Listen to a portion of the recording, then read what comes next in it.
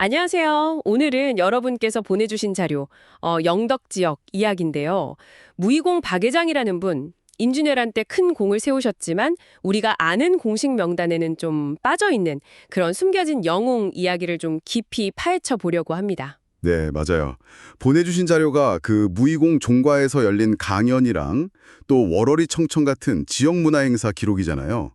이걸 보니까 단순히 뭐랄까 역사적 평가를 넘어서 그분의 삶의 태도, 그 정신이 후대에 어떻게 이어졌는지가 잘 나타나 있더라고요. 네, 먼저 그 무이공이라는 이름, 그러니까 시호부터가 좀 흥미로웠어요. 강연 내용을 보니까 무라는 게 그냥 막 싸우는 게 아니라 그 창에 멈춘다.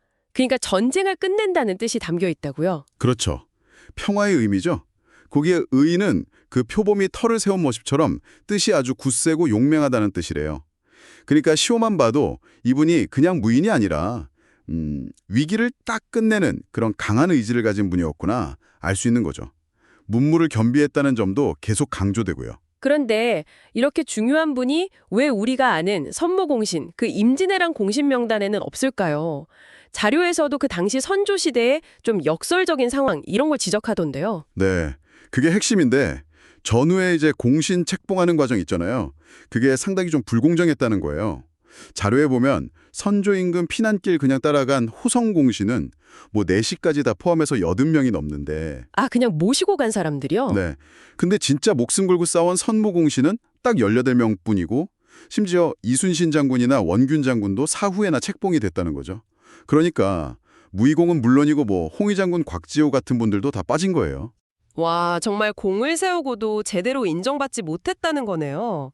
선조가 의도적으로 좀 명나라 지원군 역할은 키우고 국내 의병이나 이런 분들의 공은 축소하려고 했다. 뭐 이런 분석도 있더라고요. 네, 그런 시각도 있죠. 어쩌면 백성들 입장에서는 전쟁 자체의 상처보다도 이런 불공정한 상벌 과정이 더 큰 상처였을 수도 있겠다 싶어요. 그럼에도 불구하고 이 무의공은 뭐 서운하다, 불만 있다 이런 걸 전혀 드러내지 않고 그냥 묵묵히 자대기를 가셨다고요? 네, 그렇다고 합니다.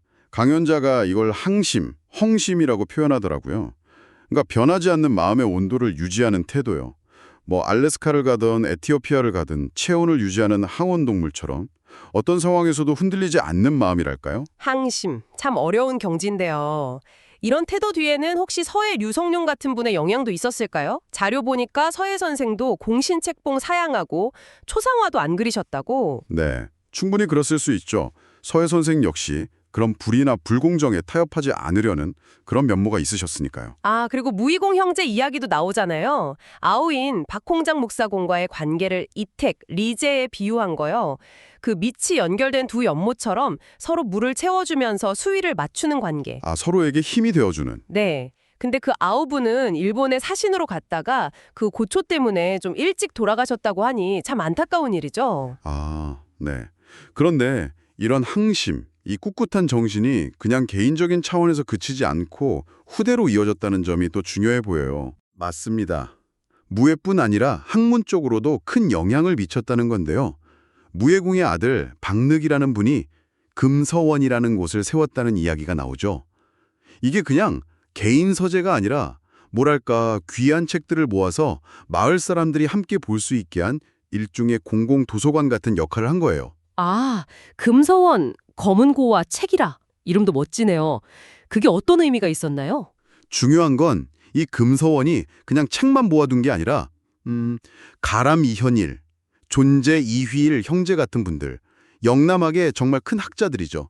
이분들이 학문적으로 성장하는데 아주 중요한 밑거름, 자양분이 되었다는 거예요. 와, 그러니까 무예공 가문의 그 꿋꿋함이 단순히 무예가 아니라 지역 학문 발전의 토대가 되기도 했다는 거네요. 그렇죠. 그 항심이라는 정신이 학문적 깊이로까지 이어진 아주 상징적인 공간인 셈이죠. 무에서 문으로 이어진 영향력 정말 대단합니다. 그럼 시간이 흘러서 무예공은 어떻게 다시 평가를 받게 되나요? 네, 돌아가시고 한참 뒤죠.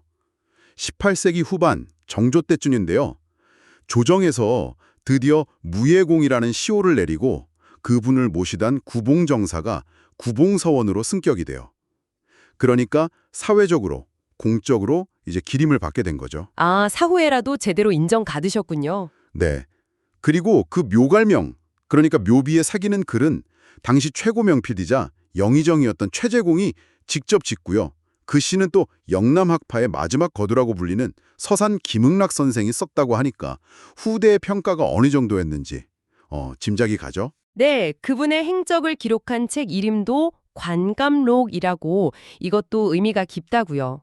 청백리로 유명했던 이원익 대감의 집 이름 관감당하고 연결해서 훌륭한 사람이 되려면 이 사람 무의공을 보고 느껴라 이런 뜻이라고 하던데요. 맞습니다.